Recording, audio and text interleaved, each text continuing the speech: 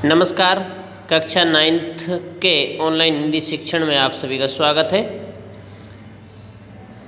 प्रकरण हमारा अध्याय नंबर 1 और पाठ का नाम था दो बैलों की कथा। इस पाठ में प्रेमचंद जी ने बताया है कि कृषक समाज और पशुओं के भावात्मक संबंध का वर्णन करते हुए कि इस कहानी में उन्होंने यह भी बताया है कि स्वतंत्रता सहज भाव से नहीं मिलती, उसके लिए बार बार प्रयत्न करना पड़ता है, संघर्ष करना पड़ता है। इस प्रकार परोक्ष रूप से यह कहानी आज़ादी के आंदोलन की भावना से जुड़ी है। इसके साथ ही इस कहानी में प्रेमचंद ने पंचतंत्र और हितोपदेश की कथा परंपरा का उपयोग और विकास किया है। पाठ का शुभारंभ करते हैं दो बैलों की कथा। प्रेमचंद जी के द्वारा रचित ये कहानी। जानवरों में गधा सबसे ज़्यादा बुद्धिहीन समझा जाता है। हम जब किसी आदमी को परले दर्जे का बेवकूफ़ कहना चाहते हैं तो उसे गधा कहते हैं।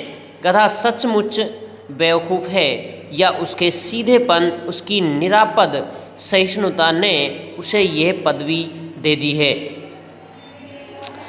इसका निश्चय नहीं किया जा सकता। गायें सींग मारती हैं। ब्याई हुई गाय तो अनायास ही सिंहनी का रूप धारण कर लेती है। कुत्ता भी बहुत गरीब जानवर है, लेकिन कभी कभी उसे भी क्रोध आ ही जाता है, किंतु गधे को कभी क्रोध करते नहीं सुना ने देखा। जितना चाहो गरीब को मारो, चाहे जैसी खराब सड़ी हुई घास सामने डाल दो, उसके चेहरे पर कभी असंतोष की छाया भी न दिखाई देती।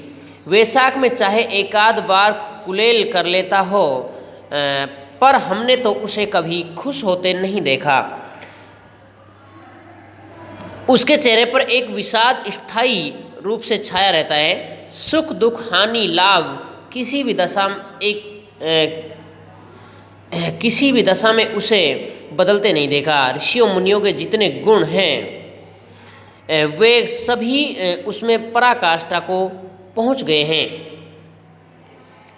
पर आदमी उसे बेवकूफ़ कहता है। सद्गुणों का इतना अनादर कहीं नहीं देखा। कदाचित सीधापन संसार के लिए उपयुक्त नहीं है। देखिए ना, भारतवासियों की अफ्रीका में क्या दुर्दशा हो रही है। क्यों अमेरिका में उन्हें घुसने नहीं दिया जाता।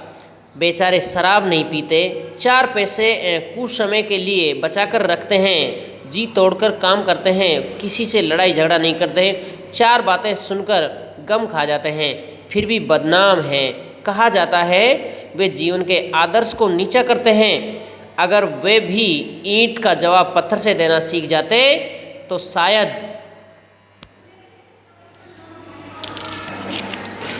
सभ्य कहलाने लगते। जापान की मिसाल सामने है। एक ही विजय ने उसे संसार की सभ्य जातियों में गणनीय बना दिया, गिनने योग्य बना दिया। लेकिन गधे का एक छोटा भाई और भी है जो उससे कम ही गधा है, और वह है बैल। जिस अर्थ में हम गधे का प्रयोग करते हैं उसी से मिलते जुलते अर्थ में बछिया के ताऊ का भी प्रयोग करते हैं।